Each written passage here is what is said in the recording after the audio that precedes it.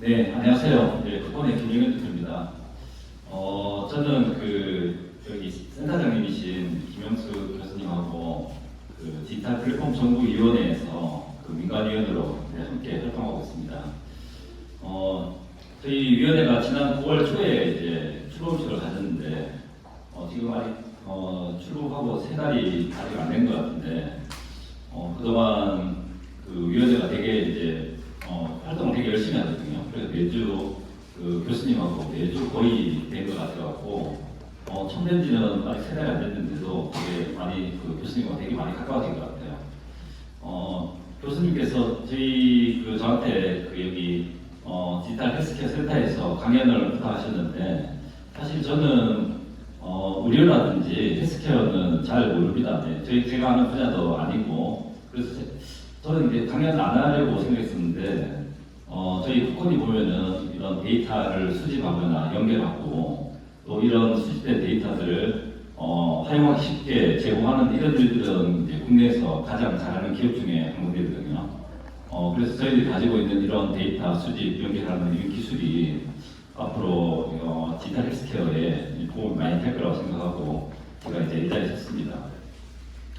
푸코는 이제 제공하는 데이터들이 보면 어떤 데이터들이냐면은 일반적인 빅데이터나 비정형화된 이런 데이터들이 아니고, 우리 쪽에는 보면은 개인의 진료 내역이나 투약 정보, 그 다음에 건강검진 같은 결과라든지 이렇게 좀 정형화된 데이터들을 제공하고 있고, 근데 아직 의료 쪽에는 데이터 수요가 다른 금융이나 이런 데에 비해서 좀 수요도 많지 않고 이래서 그 데이터가 저희들이 제공할 수 있는 데이터가 아직 좀 한정적이고 많지 않은 건 이제 사실입니다. 그래서 푸콘도 이제 이런 의료 데이터 수집 연결에 대해서 관심을 아주 많이 가지고 있습니다.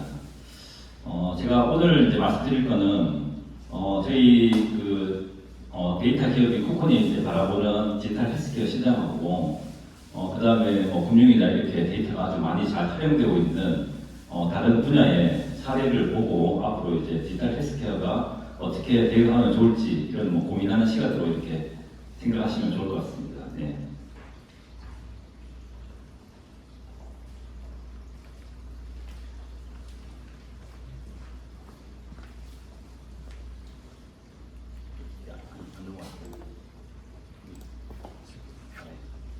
네, 헬스케어는 여기 계신 교수님이나 연구원님들 다 익숙한 단어일 거고, 그리고 비대면 진료라든지 요즘 인공지능 분석도 많이 하고 있는데, 이런 인공지능 디지털 치료제 이런 부분에 대해서 아마 계신 분들이 많이 발전시켜 오신 걸로 제가 알고 있습니다.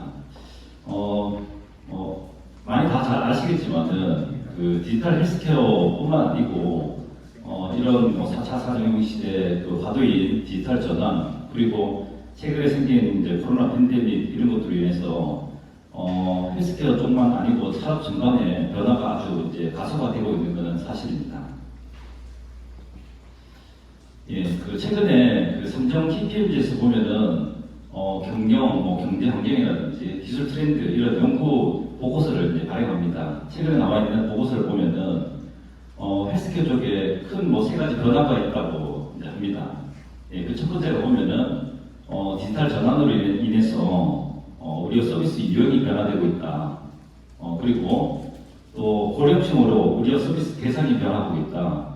그리고 치료와 관리를 이제 포함하는 만성 질환이 이렇게 부상되고 있다. 이런 이제 보고서가 나온 게 있는데, 아마 저보다 이제 현장에 계시니까 이런 변화에 대한 바람은 이제 몸으로 많이 체험하고 있을 거라고 생각됩니다. 근데 이 보고서에 보면은 이 서비스 유형의 변화, 그러니까 디지털 전환이 보면은 헬스케어의 가장 근본적인 변화라고 이렇게 말을 하고 있습니다. 예. 예. 이 디지털 헬스케어 쪽에 디지털 전환이 보면은 실시간 건강 관리라든지 디지털 치료, 진단, 그리고 질환 관리, 원격 의료와 같이 아주 이제 디지털 헬스 전반에 대해서 디지털 전환이 진행 중에 있고, 또 건강 데이터 실시간 수집 분석이라든지 이상 징후의 조기 파악, 그리고 AI를 통한 의료진의 진단 보조라든지 때로는 위협 환자군 사전 지식이라든지 이런 다양한 연구 개발이 있는 걸로 제가 알고 있습니다. 그런데 이런 서비스든지 뭐 연구 개발이든지 결국은 핵심이 되는 게 결국 데이터고, 이런 데이터가 많이 모여야 이런 뭐 새로운 혁신적인 서비스도 나올 수 있고, 연구도 진행될 수 있을 것입니다. 이런 데이터들을 보면은 이게 제가 생각하는 거는 데이터의 외부와 연결이 아주 큰 관건이라고 생각합니다. 실제로 뭐 병원이나 그 연구소 내부에 데이터가 많이 있지만은 이런 데이터들은 그 가치가 높긴 하지만 아무래도 외부에 있는 데이터와 연결되게 되면은 그 가치가 훨씬 커지고 사용에도 훨씬 더 활용이 많이 될 수 있을 겁니다. 그러니까 데이터의 연결이 가장 중요하고 오늘 이제 제가 얘기하고 싶은 게 이런 데이터들을 어떻게 수집, 연결하고 또 쉽게 활용할 수 있는지 그런 것들에 대한 얘기가 이제 주로 됩니다. 네. 데이터 활용은 아무래도 지금 현재는 금융 쪽에서 데이터 활용이 가장 많이 일어나고 있습니다. 그래서 뭐 금융은 아무래도 이제 개인들만 하는 게 아니고 개인이나 기업이 모두 이제 서비스 받는 그런 분야고, 금융 측면에 보면은 금융 아이데이터가 이제 나오면서 데이터 개방도 다른 분야에 비해서는 이제 되게 활발히 일어나고 있습니다. 예, 그리고 국가에서도 보면은 뭐 금융 혁신 서비스 이렇게 지정하면서 새로운 서비스도 많이 나오고 있고, 그 다음에 과거에는 금융 서비스를 주로 이제 뭐 은행이나 증권사 같은 금융기관이 담당했는데 지금은 핀테크 회사들도 굉장히 많이 생겼고, 지금 국내에 보면은 한 500개 이상의 핀테크 회사들이 있습니다, 실제로. 그리고 이런 회사들이 보면은 초기에는 주로 뭐 금융 자산거래 같은 이런 기본적인 서비스를 중심으로 했었는데 지금은 생활 금융 플랫폼 이렇게 해갖고 그 생활 전반에 걸쳐서 금융 서비스를 제공하려고 하는 그런 시도도 많이 있습니다. 이런 그 과정을 제가 이렇게 보면은 이게 아주 오랫동안 계속해온 게 아니고, 사실은 금융 데이터도 그 뭐 데이터의 주인이 누구냐 이런 뭐 논의부터 해갖고 아주 그 굉장한 그런 것들이 많았는데 최근에 한 5년 동안 이루어진 변화인 것 같아요. 그러니까 5년 전에는 핀테크라는 용어도 잘 없었고 기업들도 없었는데 그 5년 동안 많은 핀테크가 생기고 그 다음에 혁신적인 서비스도 많이 나오고 막 그랬던 것 같습니다. 헬스케어는 저희 이제 쿠폰이 데이터를 제공하는 게 많이 있으니까 헬스케어 기업들도 이제 쿠폰을 이제 방문해서 데이터 활용에 대한 이런 것들을 많이 문의하는데 아직은 좀 초기 단계인 것 같고, 제가 이제 예상해 보면은 핀테크처럼 헬스케어도 아마 그 빠른 시간에 많은 기업들이 나오고 또 혁신적인 서비스가 나오지 않을까 이렇게 생각합니다. 금융의 몇 가지 사례 한번 살펴보겠습니다. 민트라는 미국 서비스인데요. 그냥 뭐 지금은 우리 많이 하고 있으니까 서비스 비슷합니다. 뭐 통합 자산관리 그런 서비스를 하고 있는데 은행 카드 실권보험사에 있는 각종 이제 계좌들이나 이런 것들을 통합 조회할 수 있는 서비스도 하고, 그 다음에 뭐 재무 관리라든지 투자, 뭐 신용 정보 조회라든지 이런 서비스들을 제공하고 있습니다. 이 회사가 2006년에 만들어졌는데 그때 당시에는 이런 이제 금융자산을 통합 관리하고 이런 것들이 생각보다 되게 많이 그 당시에는 되게 차별화되고 좋은 서비스였거든요. 그래갖고 시장의 흐름을 좀 바꾼 그 대표적인 이제 마이데이터 기업이 마이데이터 기업으로 이렇게 성장했죠. 그리고 우리나라도 보면은 이제 최근에 금융 마이데이터 오픈하면서 뭐 카카오페이나 뭐 네이버 그다음에 뭐 토스 이런 회사들이 나와서 이런 그 통합 자산관리 서비스도 하고 다른 뭐 송금이나 결제 이런 서비스도 함께 제공하면서 우리나라 이제 핀테크가 아까 말씀드린 것처럼 되게 빨리 발전한 것 같습니다. 네. 영국의 DGB라는 서비스인데요. 개인 데이터 저장소 서비스입니다. 이게 뭐 개념은 그 나와 관련된 데이터를 한 군데서 수집 관리하고 그 다음에 이 데이터 활용하는 것을 그 자기의 선택에 따라서 활용할 수 있게 이렇게 한다는 건데, 이 기업은 이제 금융에 관련된 데이터만 수집하는 게 아니고 뭐 의료라든지 건강 관련된 데이터들, 그 그다음에 뭐 음악, 영상, 내가 어떤 음악을 보고 어떤 영상을 봤는지 이런 데이터들, 그다음에 뭐 SNS 하고 이런 데이터들이라든지 이런 모든 데이터들을 이제 수집하고 이 수집된 데이터들은 그 개인 클라우드에 데이터가 이렇게 보관되게 됩니다. 그리고 이런 데이터를 필요로 하는 기업들이 있으면은 선택적으로 선택해서 그 기업한테 데이터를 제공하고 그 다음에 그 데이터 제공하면서 나오는 데이터 수수료를 이런 DGB 기업하고 개인이 서로 공유하는 그런 모델을 가지고 있는데 이 서비스의 이제 특징을 보면은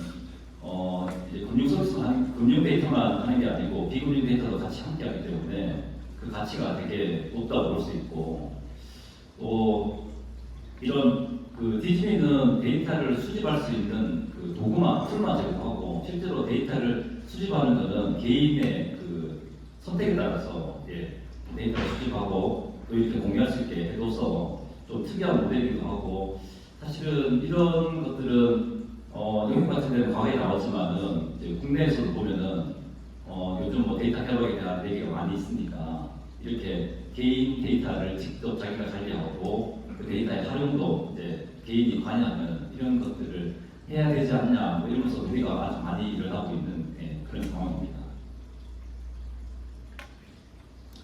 카카오페이는 워낙 많이 사용해 보셔서 다 잘 아실 건데 맨 처음에는 이제 결제하는 것부터 시작했고 지금은 뭐 송금도 하고 뭐 자산관리, 마이데이터도 하고 그다음에 뭐 대출 비교도 하고 여러 가지 하면서 이제 생활 금융 플랫폼으로 발전한 것 같습니다. 그 중에 이제 대출 비교 서비스 하나 소개시켜드리면은 카카오페이가 가보면은 한 50군데 이상의 금융기관에 연결해서 개인들의 최소한의 정보만 입력하게 되면은 내가 받을 수 있는 대출 금리, 한도 이런 것들을 금융기관별로 쭉 보여주고 개인들이 선택해서 이제 가입할 수 있는 이런 대출 비교 서비스를 하고 있는데 이런 서비스를 준비하는 기업이 만약에 있다고 생각하면은 그 기업들이 직접 한 50개 기관에 금융기관을 다 연결하면은 이와 비슷한 서비스 하려면은 또 다른 기업이 또 연결해야 되고 또 연결해야 되고 이런 불편함이 되게 많잖아요. 근데 이제 여기에 이제 쿠폰이 관여가 되어 있는데 금융기관 50여개는 이제 쿠폰이 연결하고 카카오페이는 쿠폰만 바라보고 그 개인들한테 하는 서비스, 그 서비스에만 집중할 수 있게 이렇게 기관 연결에 대한 부담을 많이 줄여주는 그런 역할을 하는 게 이제 쿠폰으로 그렇게 이해하시면 될 것 같습니다. 그러니까 이런 대출 비교 서비스를 하는 회사가 지금은 한 29대 가까이 되는데 그런 회사들이 이렇게 많이 직접 다 연결했다고 하면은 서비스 맡는데 시간이나 비용도 엄청 많이 들 거고 그런데 이제 중간에 이제 쿠폰이 그런 역할이 있으니까 이런 서비스가 좀 더 차별화되고 새로운 서비스가 나올 수 있는 그런 환경이 되는 거죠.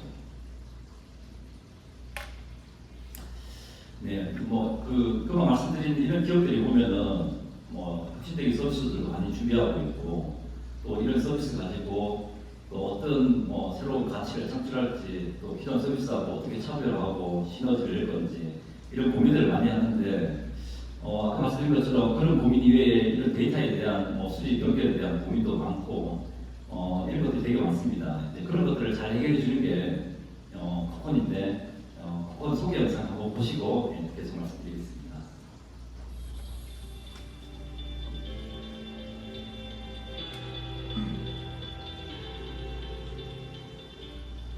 쿠폰은 고객이 본인의 보험 정보를 잘 불러오고 잘 확인할 수 있는 기술과 노하우를 가지고 있었습니다.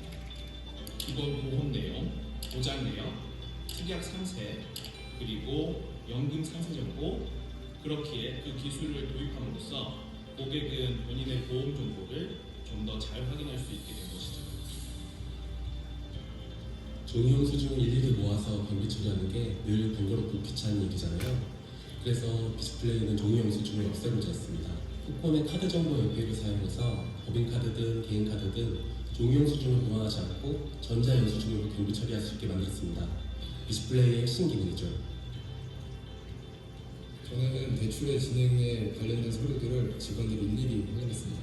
지금은 쿠폰을 통해서 신분증 진유하기 스크래핑과 다른 비대면 진유하기 서비스를 이용하고 있고요.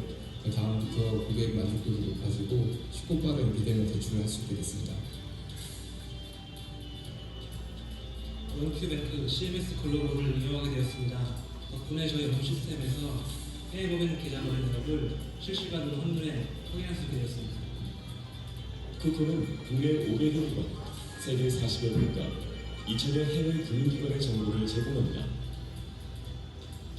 이 정보들은 고객이 쉽게 이용할 수 있는 API 형태로 만들어져 쿠폰닷넷에 등록됩니다. 개인 데이터 API, 기업 데이터 API, 지급결제 API, 글로벌 API, 빅데이터, 마이데이터까지 모든 비즈니스 정보로 통하는 법률. 쿠폰을 만나면 당신의 비즈니스가 성공합니다.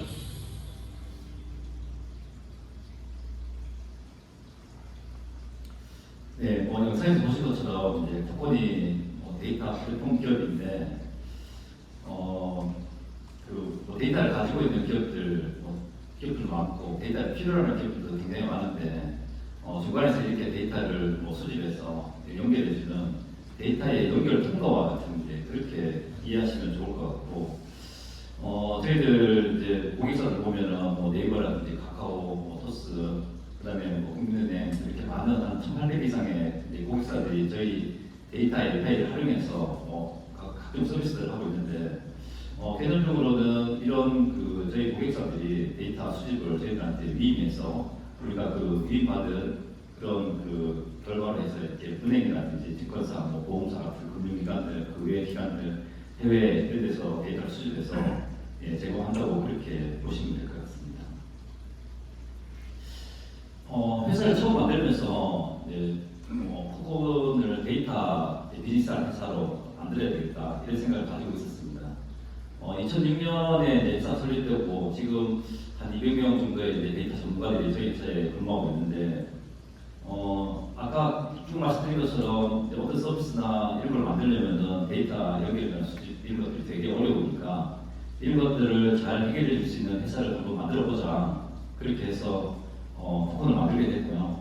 그 회사 이름도 보면은 데이터를 수집하는 여기 컬렉트, 연결하는 커넥트, 또 데이터를 쉽게 표준화해서 잘 제공하자 이렇게 하고 컨트롤해갖고 회사 이름도 이렇게 철자를 따서 쿠폰이라고 이름을 지었습니다. 처음에는 회사 이름이 좀 특이해갖고 사람들이 제가 고객사 만나면은 그 다음 만날 때는 저희 회사를 코콘이라고 하기도 하고 쿠폰이라고 하기도 하고 막 이랬었거든요. 근데 이제 시간 지나서 저희들 이제 데이터 많이 사용하게 되고 고객사도 많이 늘고 이러니까 요즘은 이제 쿠폰 잘 기억해 주시는 것 같더라고요. 그러니까 제가 데이터 수집, 연결, 제공하고 있는 이런 것들에 대해서 이제 간단히 말씀드리도록 하겠습니다. 쿠폰은 지금 국내 한 500개 기관의 데이터를 수집하고 있는데, 주로 이제 지금은 아직도 이제 금융 데이터 가장 많이 쓰이고 있으니까 은행, 카드, 증권, 보험과 같은 금융기관 중심으로 데이터를 수집하고 있고, 그 다음에 건보라든지 국민연금 같은 공공기관들 이런 데 있는 데이터들도 수집하고, 그 다음에 유통물류기관들, 요즘 오픈마켓이나 배달앱 이런 데서 보면은 개인 사업자의 매출이라든지 이런 것들이 있기 때문에 그런 데이터들을 수집하고 있습니다. 이런 데이터들은 이제 저희들이 제공하는 데이터들이 어떤 데이터들이냐면은 개인이나 기업의 인증을 통해야 구할 수 있는 데이터들이거든요. 그러니까 개인의 계좌 잔고라든지 입출금 내역들, 그 다음에 아까 말씀드린 진료 내역이라든지 그런 것들, 그 다음에 법인의 법인카드 사용 내역이나 기업의 매입 매출 데이터라든지 이런 데이터들을 그러니까 정형화된 데이터들을 제공하고 있고, 그래서 다른 데이터들에 비해서 이제 좀 가치가 좀 높은 편입니다. 그래서 데이터 제공할 때 데이터 건강 수주를 받는 그런 모델을 가지고 있습니다. 그러니까 사실은 이제 쿠폰은 빅데이터 분석이나 이런 것들은 잘 못하고, 그만 말씀드린 것처럼 이렇게 구하기 어려운 기업 내부에 있는 이런 데이터들을 주로 수집해서 제공하는 일을 한다고 보시면 될 것 같습니다. 여기가 연구센터니까 아마 연구비 관리하는 시스템 아마 쓰실 건데, 거기 보면은 연구비로 쓰는 카드 쓰면은 그 다음날 가보면 연구비 관리 시스템에 법인카드 사용하는 거 나오지 않습니까? 이렇게 그런 것들을 쿠폰이 제공해서 그런 것들이 가능하다고 이해하시면 괜찮을 것 같네요. 예, 저희들 해외에서도 데이터를 수집하는데 해외 데이터들은 주로 이제 우리나라 기업 중에 해외 법인을 가지고 있는 이런 회사들이 해외 법인 관리하기 위해서 사용하기도 하고, 그다음에 중국이나 일본, 베트남 같은 데서는 현지 기업이 코골이 수집한 데이터를 가지고 서비스나 사업을 하는 그런 회사들도 있습니다. 데이터를 연결하는 방법은 여기 나와 있는 것처럼 스마트 스크래핑이라든지 아니면 해당 기관하고 직접 라인을 연결해서 데이터를 받아오기도 하고, 또 요즘 이제 오픈 API도 많이 있으니까 오픈 API 통해서 데이터를 가져오긴 하는데, 스마트 스크래핑은 이제 데이터를 이제 가져오는 기술인데 국내뿐만 아니고 해외에서도 저희가 만든 이 기술은 잘 많이 활용되고 있습니다. 그리고 전력망은 이게 저희들이 수집하는 데이터가 아까 말씀드린 것처럼 개인이나 기업의 고유 데이터고, 이게 개인정보 보호라든지 이런 것들도 굉장히 많기 때문에 금융기관하고 직접 전용소도 연결해서 데이터를 받아오기도 합니다. 실제로 이렇게 금융기관이 저희들이 한 90여 개 이상의 금융기관이 전용소는 저희들하고 이제 연결되어 있는데, 아마 이렇게 민간 기업 중에 금융기관이랑 이렇게 연결되어 있는데 가장 많은 기관이 연결되어 있는 게 오픈이기도 합니다. 네, 오픈 API는 요즘 이제 많이 나오고 있으니까. 네.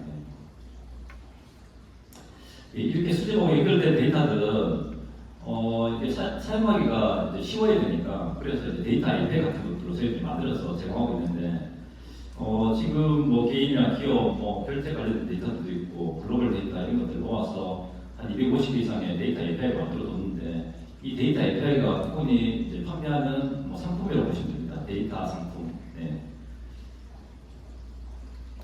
저희들이 이제 이런 데이터 API 유통을 위해서 데이터 API 스토어를 하나 만들었거든요.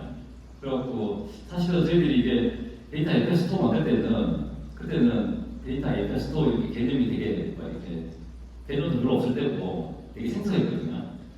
지금은 이제 쿠폰 단내 통해서 많은 기업들이 이제 필요한 데이터들을 우리 쿠폰 단넷에서 검색도 하고 또 데이터화 안 돼 있는 것들은 와서 데이터로 데이터화 해달라고 요청도 많이 하고 이렇게 해서 일반인들은 잘 모르지만 이게 데이터를 필요로 하는 기업들은 쿠폰 단넷이 지금은 아주 많이 알려진 그런 셈입니다. 그리고 최근에는 이런 데이터 API 스토어라든지 이런 것들이 최근에 많이 생기고 있고, 과기부에서도 보면은 데이터 통합 지도라고 해갖고 데이터 유통을 좀 더 원활하게 해주기 위해서 이런 비슷한 개념을 많이 하고 있습니다. 지금 계속 말씀드리지만 가장 많이 쓰이는 게 금융 데이터라서 금융기관하고 피테크 기업들이 가장 많은 고객사들이고요. 그 다음에 플랫폼 기업들, 그 다음에 일부 또 공공기관들도 저희 데이터를 많이 활용하긴 합니다. 그리고 일반 기업들도 활용하고, 대표적인 기업들은 대부분 다 쿠폰의 고객이라고 생각하시면 되고, 쿠폰은 실제로 B2C 서비스는 안 하거든요. 그리고 저희들이 서비스를 직접 만들어서 개인들한테 서비스한다든지 기업한테 서비스하는 걸 안 하고 데이터 제공하는 일만 합니다. 사실은 쿠폰이 데이터를 많이 취급하기 때문에 이런 서비스 만들면 되게 좋을 것 같은 게 많이 눈에 보이긴 합니다. 실제로. 근데 아마 이제 저희들이 이제 그런 걸 안 하고 데이터에 집중한 결과가 지금의 이제 쿠폰의 데이터 플랫폼이 만들어진 것 같고, 앞으로도 저희가 이런 서비스를 할 생각은 없고 데이터 수집이나 연결 이런 데 많이 집중할 그런 생각을 계속 가지고 있습니다. 그리고 아마 여러분들 각종 앱들을 굉장히 많이 쓸 건데 거기에 나와 있는 데이터화 돼 있는 거는 쿠폰이 제공하는 게 굉장히 많다고 보시면 됩니다. 카카오톡에도 가면 있고 다 있습니다. 자동차 시세라든지 이런 것들도 있고 보험료 조회라든지 거의 대부분 쿠폰이 제공하는 데이터를 아마 간접적으로 다 한 번씩은 경험해 봤을 겁니다. 아마. 네, 금융은 잘 활용되고 있고 지금은 이제 금융 데이터가 점점 더 범위가 많이 넓어지고 있습니다. 과거에는 기본적인 잔액이나 유출금 내용 이런 것들이었는데 지금은 그 범위가 점점 넓어지고 있고, 공공 데이터는 작년부터 개발돼서 조금씩 활용되고 있는데, 제가 있는 디지털 플랫폼 정부위원회에서 보면은 데이터 개방 이런 것들이 큰 화두가 되고 있고 이래서 아마 공공 데이터 개방은 생각보다는 좀 단계적으로 차근차근 잘 빨리 될 거라는 그런 생각이 듭니다. 그리고 이제 쿠폰 단넷이나 아니면 저희 회사 방문해서 데이터 관련된 그런 문의들이 굉장히 많은데 최근에 보면은 뭐 개인 사업자나 뭐 소상공인들에 대한 관심이 많아서 그런 그 서비스를 만드는 분들도 많이 오고, 그 다음에 헬스케어 기업들도 최근에는 좀 많이 늘어나는 그런 추세입니다.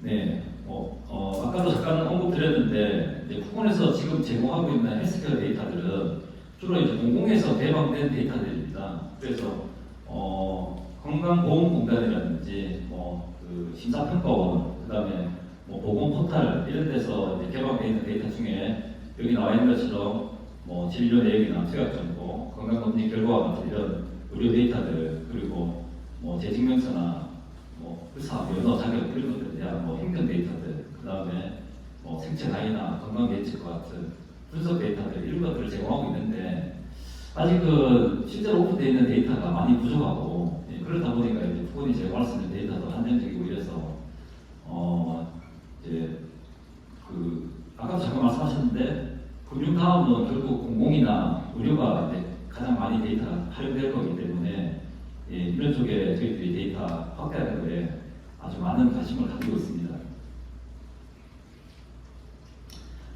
저희 쿠폰 데이터를 활용해서 그 헬스케어 서비스들이 이제 뭐 많이는 안 나와 있지만은 나와 있는 사례 몇 가지 말씀드리면은 이바디는 이제 저희 그 건강검진 관련된 데이터들을 활용해서 뭐 건강 지표라든지 뭐 식단, 운동 가이드 이런 것들을 하고 있는데, 기존에 뭐 체성분 분석에서 이런 건강관리 관련된 이런 서비스들을 조금 더 서비스하는 거라고 이해하시면 될 것 같습니다. 녹십자 케어는 제가 어디 그 언론 기사에서 보니까 올해부터 이제 뭐 GC케어로 이름 바꾸고 그 IT 플랫폼, IT 헬스케어 플랫폼 기업으로 자리매김할 거라고 하더라고요. 여기도 보면은 뭐 건강검진 관련된 거, 투약, 진료 내역 이런 것들 가지고 마찬가지로 이제 건강 관리하는 콘텐츠 제공하는 그런 서비스를 하고 있고, 거기에 뭐 병원 예약한다든지 이런 것들도 조금 더 하는 것 같더라고요. 이 은행들도 보면은 은행들이 이제 그 뭐 예전에는 금융 자산 관리 이런 것들만 관심 있었는데, 이제 건강도 고객 자산이라고 이제 생각하는 것 같아요, 은행들이. 그래서 이런 뭐 건강 관리, 그 헬스케어 관련된 서비스를 하고 있는데, 여기도 보면은 주로 이제 뭐 건강 검진 관련된 데이터 가지고 생체 나이를 분석해 준다든지, 뭐 맞춤 운동이라든지 영양소를 처방한다든지 이런 데 좀 머무르고 있고, 이런 데이터들이 많이 쌓이게 되면은 금융기관이니까 뭐 개인들의 그 소비 성향이라든지 이런 것들 분석해갖고 뭐 금융 상품을 추천해 준다든지 이런 것도 가능할 거라는 생각이 들더라고요. 보험사도 보면은 과거에는 이제 고객들이 얘기하는 걸로 했는데, 지금은 이런 그 진료 내역, 건강검진 내역 이런 걸 가지고 보험료 산정도 하고 또 보험금 신고할 때 심사할 때 쓰는 이런 시도도 있고요. 그다음에 SK에서 하는 서비스는 뭐 본인의 건강검진 예약을 한다든지 또 최단 10년 동안에 그 이제 건강 변화 리포트 이런 것들을 제공하기도 합니다.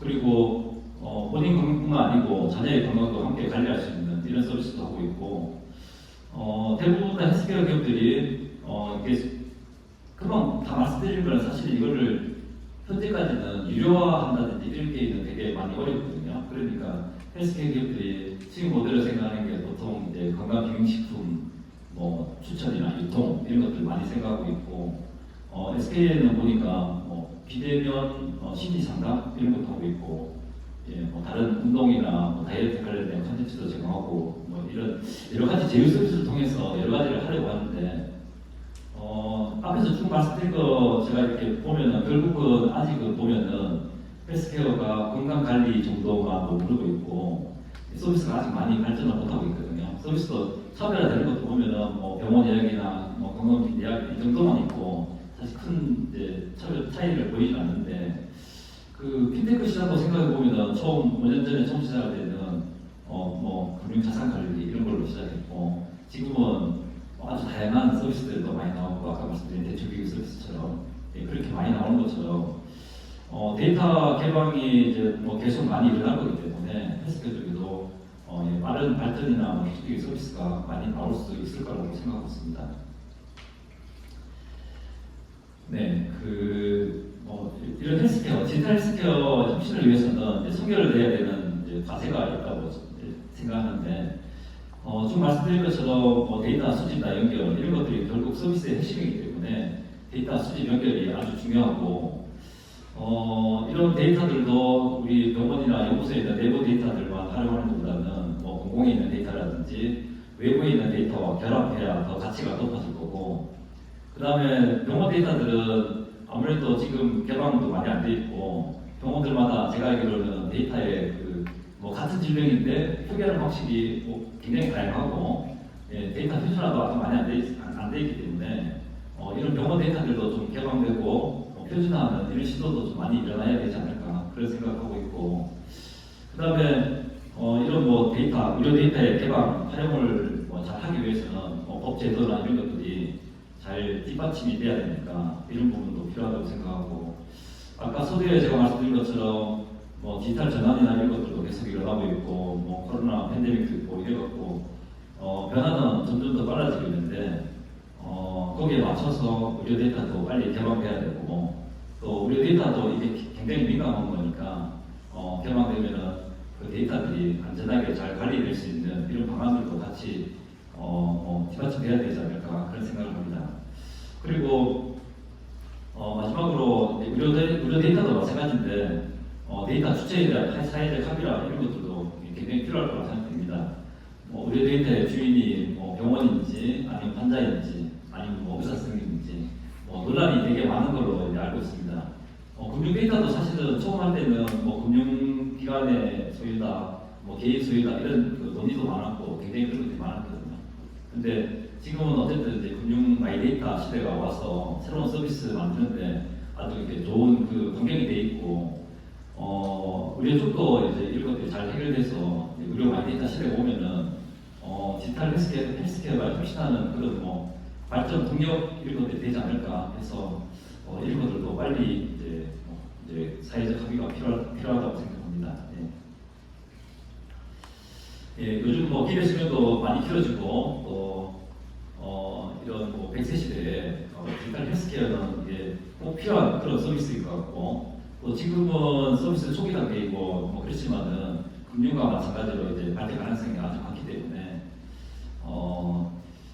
앞에 말씀드린 데이터 개방이라든지 연결이라든지 이런 것들이 잘 이루어져 갖고 혁신이 잘 이루어져야 될 것 같고, 여기 나와 있는 실시간 건강관리라든지 또 디지털 치료제라든지 질환관리, 원격 의료 모니터링 이런 혁신적인 서비스가 많이 나올 건데, 이런 데이터 개방 연결 그다음에 서비스를 위해서 조금 더 앞으로 함께 같이 동참할 그런 생각을 가지고 있습니다. 제 설명은 이 정도로 마치고 질문 있으면 받도록 하겠습니다. 질문 있으시면 자유롭게 네. 잘 네네.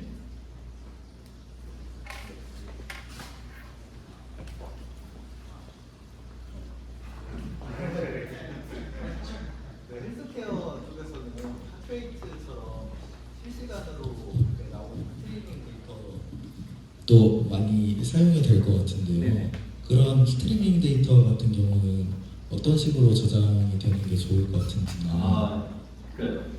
쿠폰이 아까 말씀드린 것처럼 이렇게 정형화된 데이터를 주로 다루고 있고, 사실은 이제 빅데이터나 이런 것들은 저희들 분야는 아니거든요. 그래갖고 그런 것들은 이제 제가 알기로는 이쪽에 홈센터에도 잘 하시는 회사들이 많이 있는 것 같더라고요. 네. 맞습니다. 네. 경영대 김상희 교수입니다. 강의 잘 들었고요.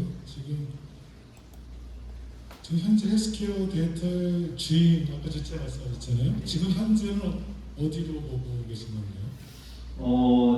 금융도 마찬가지지만 과거에는 다 금융기관이 자기 소유라고 얘기했고 개방도 안 했었는데, 지금은 아마 지금은 제 생각에는 병원은 의료기관은 자기들 데이터라고 생각하고 있을 거고, 환자들은 그런 데이터를 다시 받아올 수 있는 길이 없지 않습니까? 그냥 차트라든지 이런 것들을 가져오는 것 정도밖에 뿐이니까 지금 현재는 이제 뭐 병원 의료기관이라고 생각은 하지만은 이제 제가 생각에는 빨리 이게 환자 소유로 이제 돼야 되지 않나 그런 생각을 하고 있습니다. 또 하나 간단한 질문은 제가 경영 전공이기 때문에 푸콘의 수익 모델은 어떤지 아까 지금 B2C는 안 하신다고 말씀하셨는데요. 지금 현재 수익 모델을 말씀하셔도 네. 뭐 저희들이 이제 가장 잘하는 게 데이터 연결을 제공하는 거니까 데이터를 제공하면서 아까 저희들 데이터 API가 저희들 상품인데 그 데이터 제공하면서 데이터 사용 건당 수수료를 받거든요. 그리고 저희들 그 수익 모델은 도입비하고 데이터 수수료가 저희 그 수익 모델이고 그 뭐 가격 구조나 이런 것들은 아까 말씀드린 것처럼 건당 받는 경우도 있고 데이터 API가 받는 경우도 있고 그렇게 되어 있습니다. 네. 간략하게 매출이라든지 수익을 말씀해 주세요. 그 아까 대출 비교 서비스 예를 들었는데요. 우리 카카오나 토스에 가면은 대출 비교를 이렇게 할 수 있거든요.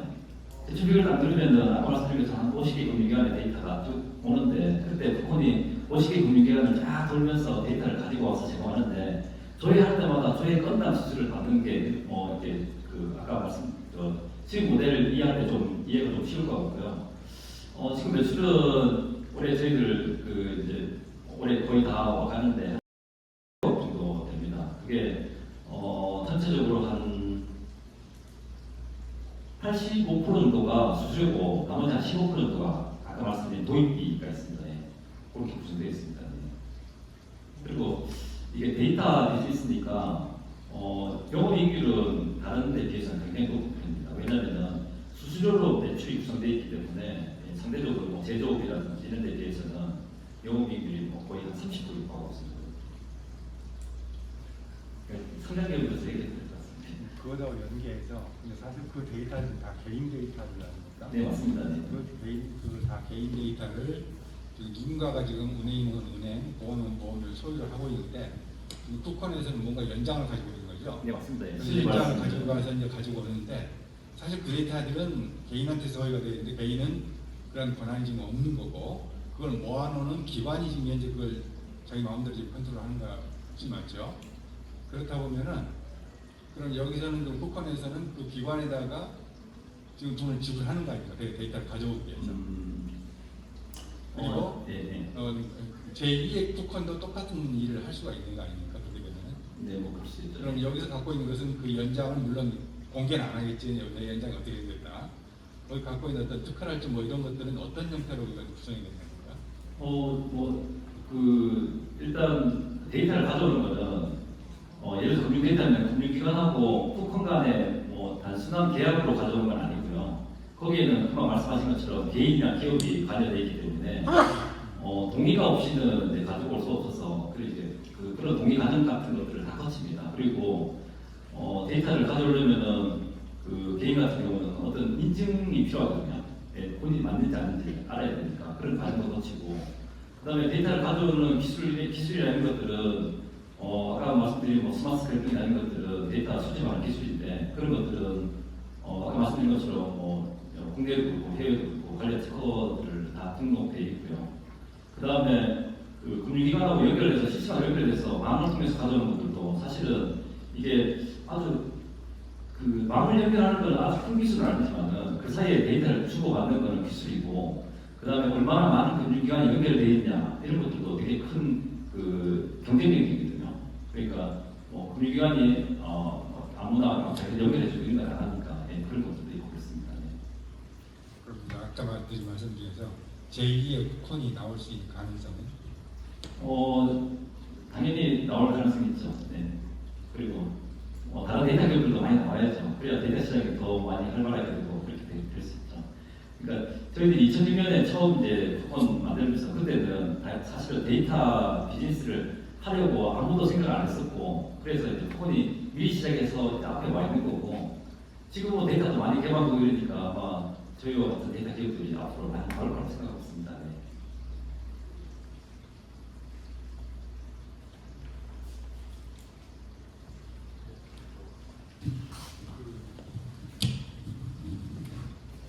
김영수 교수님 수업 듣고 있는데요. 그 중국은 정부 주도의 데이터 수출 굉장히 많이 하고 있어요. 개인 정보를 무시하고 이렇게 하고 있어서 뭐 그쪽 기술에 대해서 굉장히 앞서가 있다라고 뭐 보고 있는 것 같은데 우리나라도 그런 아마 그 정부나 금융 쪽에서도 그런 데이터의 문호를 열기는 굉장히 꺼려하지 않습니까? 자기는 노하우고 영업권이기 때문에 그거를 열기 굉장히 어려울 것 같은데 제 생각에 앞으로도 그 헬스케어도 그렇고 그런 거에 대해서 어떻게 접근을 하시는 게 그렇죠. 사실 금융 데이터 처음 오픈할 때도 사실은 그 모든 기업이 그러니까 그 우리 회사가 처음 생기고 그때 뭐 매출을 얼마 하는 게 목표가 아니고 사실은 금융기관 몇 개로 이렇게 개방시키냐 이런 것들이 목표인들이 많이 있었거든요. 지금은 이제 많이 연결돼 있으니까 그렇겠지만은 뭐 어떨 때는 1년에 한두 개 금융기관만 오픈하는 경우도 있고 뭐 그런 경우가 많았는데 그게 아까 말씀드린 것처럼 이게 금방 오픈하기가 쉽지 않다는 얘기고요. 마찬가지로 제가 봐도 의료 데이터를 그 병원들 이렇게 정부에서도 병원 그 개방을 하고 얘기도 많이 하고 대형 병원들 대상으로 해서 그런 시도가 많이 있는 걸로 알고 있는데 전체 개인 병원이나 큰 병원까지 다 이렇게 연결하려면 아마 시간 많이 필요하긴 하겠죠. 근데 어쨌든 이게 점점 마이데이터로 계속 가는 이런 시대이기 때문에 이런 거를 거스르지는 못할 것 같은데 제가 생각하기에는 의료가 금융보다는 훨씬 더 복잡하고 데이터가 이래서 시간이 좀 걸리긴 하겠지만은 오픈은 되겠죠. 개발. 그리고 정부가 가지고 있는 의료 데이터도 많이 있지 않습니까, 사실은. 그리고 정부는 개방에 대해서 되게 지금은 그 개방에 대한 그런 것들 많이 하려고 하는 것 같더라고요. 그러니까 제가 뉴욕에서도 보고 있는 병원이 좀 가끔이긴 한데 아마 헬스케어 기업들 많이 나오고 수요가 좀 많아지면은 병원도 데이터를 오픈하면은 그 데이터 판매로 생기는 수수료가 많이 생길 수도 있거든요. 그렇기 때문에 그럴 가능성이 많습니다. 금융 데이터도 금융기관들이 오픈해놨지만은 소유가 개인 거긴 하지만은 금융기관이 무료로 오픈한다는 건 아니거든요. 예, 오픈한다는 얘기지 무료로 한다는 게 아니. 지금은 이제 금융 마이데이터가 오픈한 지 얼마 돼서 아직도 무료로 쓰고 있지만은 좀 있으면 다 유료로 바뀔 거고. 그러면 금융기관들이 실제로 그 데이터 가지고 올리는 매출이 굉장히 많을 겁니다. 금융기관이 제 허락을 구한 적이 없는 것 같은데. 네? 금융기관이 개인의 허락을 구한 적도 없었고, 네. 만약에 개인의 데이터를 이렇게 해가지고 뭔가 수익이 생긴다면은 네. 그걸 쉐어링 해야 되는 게 원칙이 아닌가 생각합니다. 예, 그건 또 일리가 있으신 말씀이신 것 같습니다. 아마 지금은 아직 그런 의미까지는 안 하는데. 네. 진짜 그 비근한 예로 예를 들어서 뭐 병원 같은 데서 MRI라든가 이런 걸 찍고 하면은 이제 그 나중에 다른 병원 큰 대형 병원 가더라도 그 MRI CT를 갖고 온다든가 그 데이터를 갖고 와야 되는 거잖아요. 네. 개인이 필요한 경우에 따라서. 네. 근데 이제 그런 게 그 쿠폰을 생각하시는 거 그런 것도 향후에는 가능하실? 제가 알고 있는 헬스케어 기업이 그 과거에 금융데이터를 어떻게 했냐면은 계약서를 사진을 찍어서 데이터가 있었거든요. 보험 들고 나면은 지금은 보험사에서 데이터를 받아오면 되는데 옛날에 그게 안 되니까 보험 계약서를 사진을 찍어서 거기에 있는 데이터를 추출해서 데이터화하는 막 그런 사례도 있거든요. 제가 알고 있는 헬스케어 기업이 그런 거 하려고 하는 것 같더라고요. 그러니까 그 개방되어 있는 그 데이터들은 가지고 와서 보여주고 그 다음에 차트라든지 아니면 그런 MRI 이런 사진들은 별도로 아까 그 제가 말씀드린 데이터 저장소 같은 그런 개념을 해서 그 의료 데이터를 보관하고 다른 병원 갔을 때 그 데이터를 같이 공유하게 한다든지 이런 시도들도 많이 하는 것 같아요.